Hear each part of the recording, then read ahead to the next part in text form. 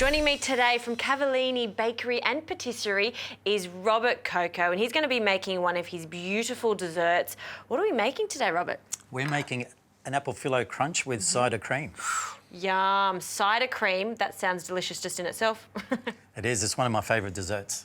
I love this because we're going to get crunch from phyllo pastry and then apples that have been cooked slowly. I'm assuming that's what we're going to be doing. That is correct. Great. Well, do you want me to get on to the apples? Please, if you can dice those apples into approximately 1.5 centimetres, that would be great. Approximately 1.5. So you're such a pastry chef, aren't you? Accuracy is important when it comes to baking, isn't it? That's true. I'm going to get onto the fillo. Okay. And do you use phyllo a lot in your shop? I do. I love fillo pastry. I've been using it for quite a few years now. Yeah. It's just one of those versatile pastries that you can use for morning, afternoon tea, dinner parties. Yeah. Very, very versatile pastry. What I'm going to do now is I'm going to butter the fillo pastry with clarified butter. Now, clarified butter has been separated. And the reason I use clarified butter is because it tends to give a better caramelisation to the fillo pastry in the oven. Yeah, that's absolutely right. And it's really easy to do. All you have to do is just melt the butter in a saucepan or in the microwave. And then when you pour it out, just keep the remaining milk solids, the white parts, away, and you can just get rid of them. Right. Easy to do.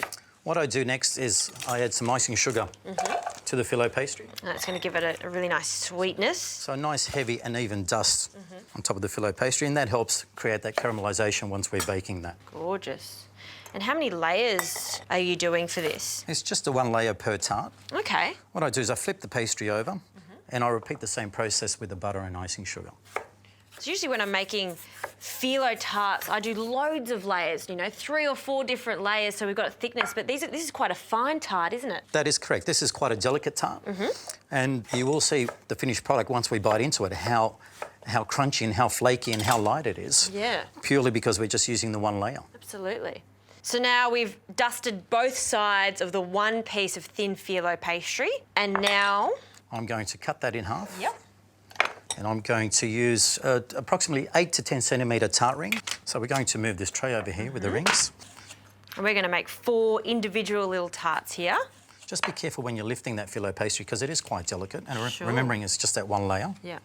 We're going to slowly place that in a nice flower floret kind of shape. And they're going to be the lids of our apple crunch. Great. Gosh, that looks good. Yeah, this is why I like to work with phyllo pastry, because it's almost like the rougher you are when you're putting it into whatever tin you're using, the better the outcome is, the more crunchy the result is. Isn't that right? I agree with that. Yeah. Absolutely. So, Justine, if you can get the apples in the pot, place the butter, the sugar, the cinnamon and half a vanilla pod, that would be great. Great. I'll just continue with this phyllo Sure. pastry. And how long am I cooking these apples for? For approximately 25 minutes. Fabulous.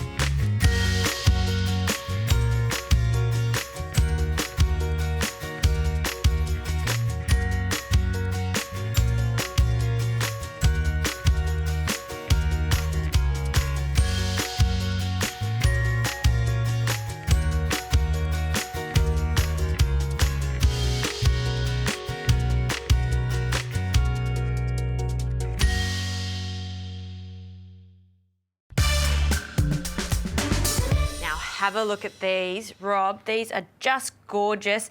They're golden brown, super crispy. You see that combination of clarified butter and the icing sugar, that's the result. That is the perfect result. I love them thin, crispy, well caramelised. That's the key when you're making caramelised phyllo pastry. And we've made that indent there to make like a little bowl.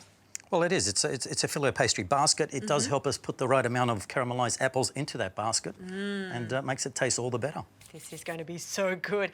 Talking about apples, we've allowed them to completely cool. Even you can make this the day before, can't you, and put it in the fridge? That is correct. And then just warm it up prior to serving the phyllo crunch if it's for afternoon tea or dinner. Now, an apple pie is not complete without a bit of cream. Love a whipped cream with any tart or pastry. Did you want me to get onto that? If you could whip the icing sugar and the cream together, that would be great. So a bit of whipping cream here and icing sugar. I'm just going to place a little bit in here. I'm going to start filling this phyllo pastry. This is the base that we baked, which has the indent. Yeah. So we're going to fill it up with the apple once it's at lukewarm temperature. Yeah, you don't want it to be too hot because this cream will melt. Those apples look so good. They're not, you haven't made a complete compote there where it's completely broken up. They've still got a little bit of texture there. So I do like to cook the apples too. They're still slightly firm and the mix is dry. And we're using apple today, but depending on the season, you could change up those fruits. Yes, I also like to use stone fruit. I find it really complements the fillo pastry. Great Lovely. idea. All right, that is whipped. I'm just going to add a little bit more sugar along with the cider. Now, we're using cider, but you could use many different types of alcohol for this, can't you? Any liqueur of choice. Liqueur, yep. How much? A little bit more? The whole lot. Put it all in, Justine. No mucking around. In.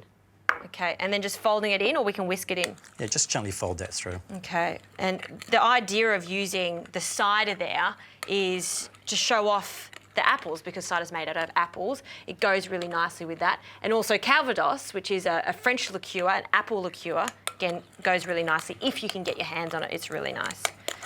Done. Hand that over to you. Okay, we're good to go. So let's place some of that beautiful cider cream on top of the apple. This is such an easy dessert to do. It just goes to show all these wonderful pastry chefs, and they do all these intricate desserts, and I've seen some of the artwork that you do with the pastry, but this stuff can be done at home. So simple to do with a few little hints and tips that you're giving us. Look at that. Looks like a flower. Justine, if you can pass me the icing sugar. Sure. Thank you. Wow. Just a little icing sugar on top. And there you go. Impressive. Ready to go. So I'm going to put that on the plate there. That is the artwork of Robert Coco. It looks good. There are 3 elements to that.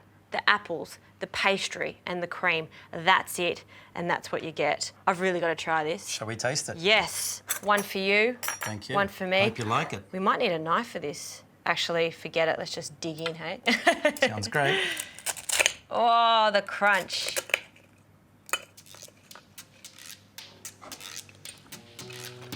Oh.